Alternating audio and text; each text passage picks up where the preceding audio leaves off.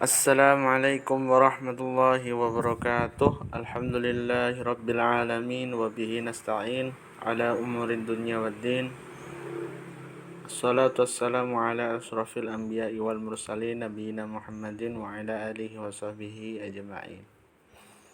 Amma ba'du, segala puji bagi Allah Subhanahu wa taala yang telah memberikan kepada kita sekalian berupa nikmat iman, Islam dan kesehatan sehingga kita bisa diberi kesempatan untuk melanjutkan pembelajaran kita yaitu ilmu nahwu melalui kitab Tuhfatus Tsaniyah ini.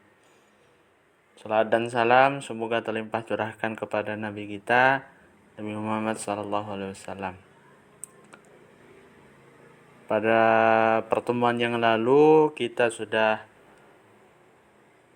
membahas muqaddimah dari penulis Tuhfatus Tsaniyah yaitu Syekh Muhammad Muhyiddin Abdul Hamid. Untuk kesempatan kali ini kita akan membacakan tentang Al-Muqaddimat. Yang dimaksud Al-Muqaddimat ini yaitu beberapa pendahuluan tentang ilmu nahwu. Al-Muqaddimat ini mencakup ta'rifu ilmi nahwi, yaitu tentang definisi ilmu nahwu, maudu'uhu, tema atau pembahasan dari ilmu nahwu, samaratuhu, yaitu manfaat dari mempelajari ilmu nahwu, nisbatuhu, penisbatannya ilmu nahwu itu ke ilmu apa, maksudnya begitu. Wadi'uhu, siapa yang menjadi peletak pertama kali ilmu nahwu.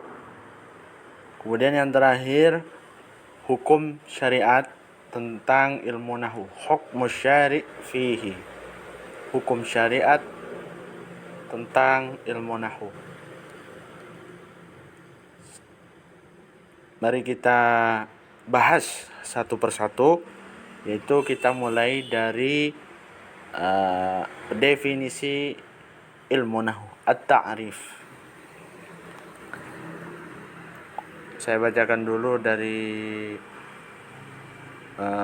penulis. Qala al-mu'allif rahimahullah, kalimatu nahwi tutlaku fil lughatil arabiyyati ala iddati ma'anin. Kata nahwu, kalimatu nahwin, kata nahwu, tutlaku digunakan fil lughatil arabiyyah, dalam bahasa Arab, ala iddati ma'anin, digunakan untuk beberapa makna. Yang pertama, minha al-jihatu. Jadi nahwu itu dalam bahasa Arab secara bahasa itu artinya jihah, yaitu al-jihatu itu artinya arah. Taqulu dhahabtu nahwa fulanin. Dhahabtu nahwa fulanin artinya aku pergi nahwa fulanin. Apa yang dimaksud nahwa fulanin? Yaitu jihatahu, ke arahnya. Jadi nahwa fulanin itu maknanya adalah jihah, ke arah fulan. Yang kedua, diantara arti nahwu yaitu penyerupaan, asyibhu wal mislu. Saya bacakan ibarat dari penulis, wa minha asyibhu wal mislu. Dan diantara makna nahwu secara bahasa yaitu asyibhu, penyerupaan, wa mislu, kemiripan. Contoh kalimatnya, taqulu, engkau katakan Muhammadun nahwu aliyin.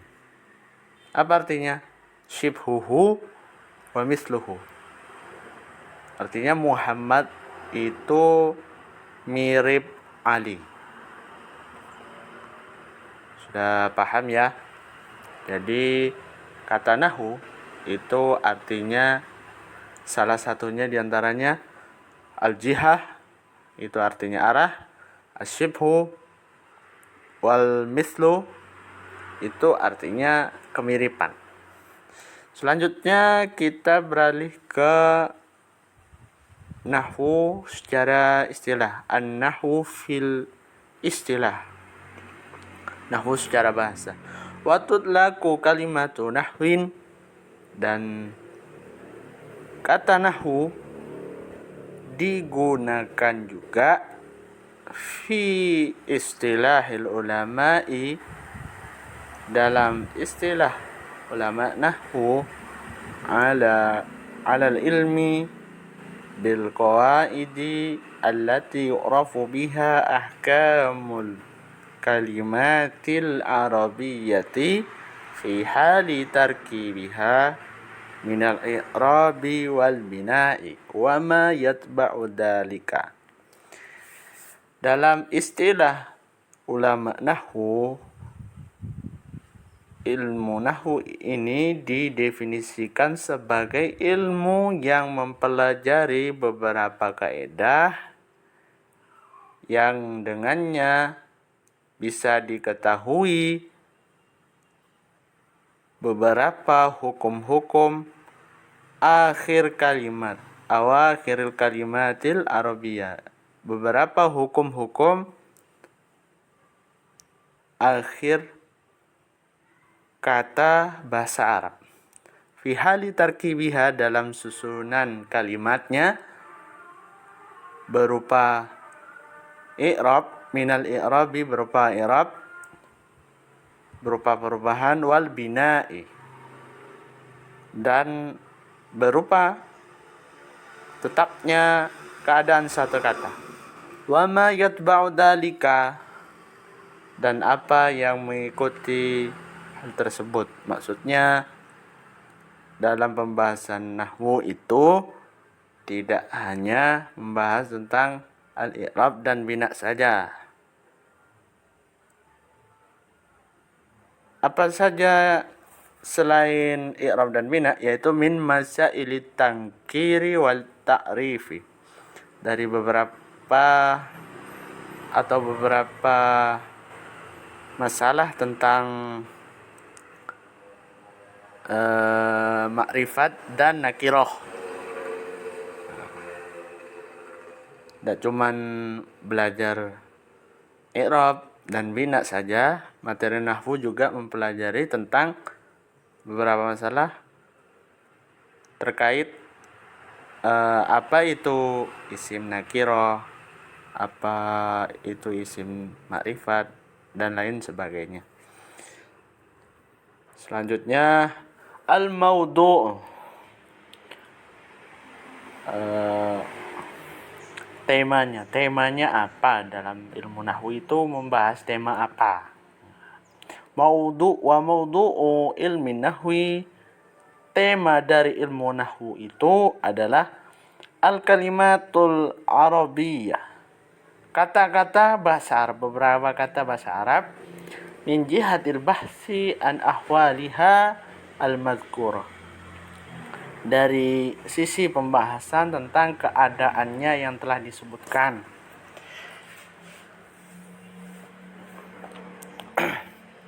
Jadi tema dari ilmu nahwu itu adalah tentang kata-kata bahasa Arab yang membahas tentang keadaan akhir satu kata.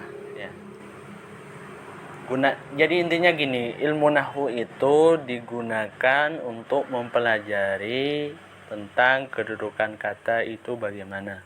Misalnya Muhammadun bagaimana, kok bisa Muhammadun, kok dhamma, kenapa akhir katanya, keadaannya kok bisa kasroh, kenapa kok bisa fathah, itu dibahas dalam ilmu nahwu, yaitu mempelajari tentang kedudukan kata lah istilahnya. Ja'a Zaidun misalnya. Zaidun ini kedudukannya apa? Sebagai apa? Fa'il. Ra'aitu Muhammadan. Muhammadan kok bisa fathah harokatnya?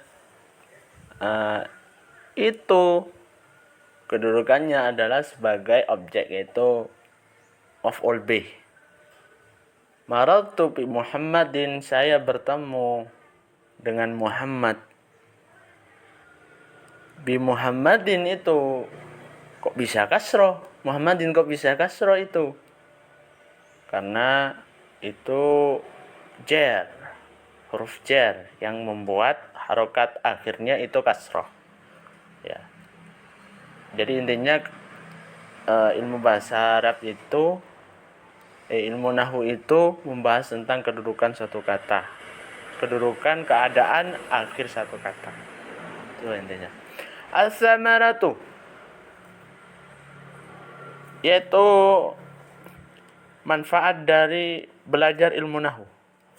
Wa samaratu ta'allumi ilmin nahwi, manfaat dari belajar ilmu nahwu adalah al-ihtirazu, mencegah, anil khoto'i, dari kesalahan, fil kalamil arabi, dalam berbicara bahasa Arab, wa fahmul qur'ani al-karimi wal hadisin nabawi. Manfaat yang kedua adalah untuk memahami Al-Quran dan hadis Nabi, allazaini huma aslus syariatil islamiyah, yang keduanya merupakan pondasi dasar syariat Islam, wa alaihima madaruha, dan Al-Quran dan hadis ini merupakan poros. Nah, syariat Islam ini merupakan porosnya adalah Al-Quran dan Sunnah, itu maksudnya. Al-Quran dan hadis. Nisbatuhu, nisbatnya ilmu nahwu adalah ilmu-ilmu bahasa Arab. Jadi ilmu bahasa Arab itu banyak, terdiri dari 12 cabang. Salah satunya ilmu nahwu, kemudian ilmu shorof, kemudian ilmu balaghah, ya ilmu ma'ani wal bayan itu termasuk ilmu balaghah. Kemudian ilmu aswat. Teman-teman yang kuliah di bahasa Arab mesti tahu ilmu aswat itu apa ya. Selanjutnya wadi'uhu, peletak pondasi dasar ilmu nahwu. Wal masyhuru anna awwala wadi'in li ilmi nahwi huwa Abu al-Aswad ad-Du'ali. Riwayat yang paling masyhur bahwasanya awal peletak ilmu nahwu itu adalah Abul Aswad ad-Du'ali. Atas perintah siapa? Bi amri Amiril Mukminina Ali bin Abi Thalib radhiyallahu anhuma. Atas perintah dari Amirul Mukminin Ali bin Abi Thalib radhiyallahu anhu, semoga Allah meridhai keduanya. Jadi sejarahnya begini. Pada zaman awal Islam menyebar, pada masa Islam menyebar itu banyak dari kalangan ajam yang masuk Islam. Kemudian terjadi kesalahan ketika berdialog. Abul Aswad ini khawatir nanti kaidahnya bakal punah. Dialek bahasa Arab ini bakal punah, makanya disusunlah ilmu nahwu untuk memperbaiki kesalahan itu tadi. Nah, pernah satu ketika ada putrinya Abul Aswad Ad-Duali juga, ketika melihat bintang-bintang di langit, putrinya bilang begini, ma ajmala as-samaa, ya, ma ajmala as-samaa, ma ajmalus samaa, sorry, abi, ma ajmalus samaa, betapa indah langit itu. Putrinya sangkanya begitu kan, bener, padahal itu salah. Harusnya kalau seumpama kagum itu pakai nasab fathah untuk mengungkapkan bahwa langit itu indah. Jadi as-sama'u itu harus diganti jadi nasab as-sama'a gitu. Lalu kemudian karena Abul Aswad Ad-Duali khawatir,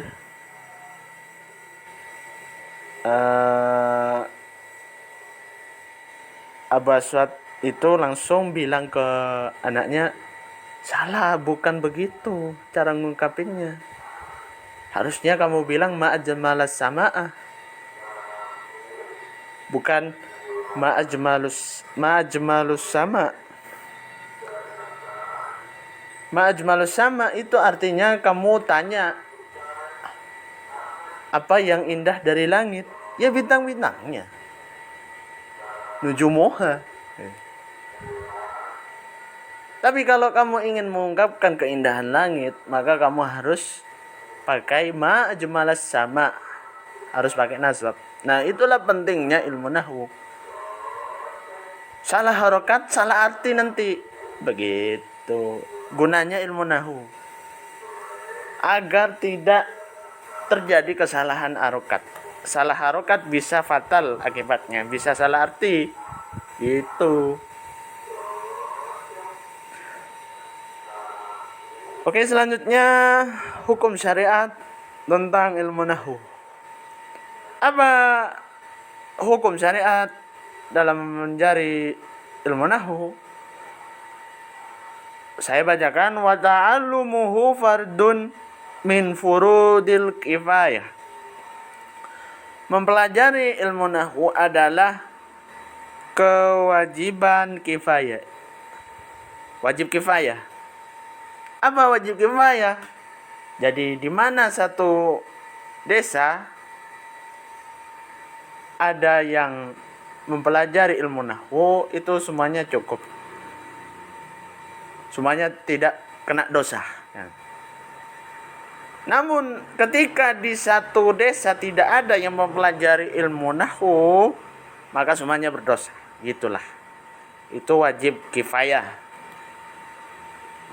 Kewajiban yang dapat diwakilkan oleh seseorang, itu wajib kifayah. Kemudian warubbama ta'ayyana fasara fardha 'ainin. Dan terkadang diwajibkan, bisa jadi wajib dalam keadaan tertentu. Misalnya ketika kamu mempelajari ilmu nahwu, yang kebetulan kamu adalah mahasiswa bahasa Arab, atau kamu ingin mempelajari tafsir, sehingga cita-citanya ingin menjadi ahli tafsir, maka kamu wajib mempelajari bahasa Arab. Maka hukumnya jadi fardu ainin. Fardu ain kamu mempelajari bahasa Arab, wajib. Jika kamu ingin mengajarkan bahasa Arab, mengajarkan ilmu tafsir, kamu wajib untuk mempelajari bahasa Arab. Tidak ada yang bisa memahami segala ilmu Islam kecuali harus mempelajari bahasa Arab, yaitu melalui ilmu nahwu ini. Oke, terima kasih teman-teman semua. Semoga apa yang kita kaji kali ini kita bisa dapat manfaatnya. Wabillahi taufiq wal hidayah. Wassalamualaikum warahmatullahi wabarakatuh.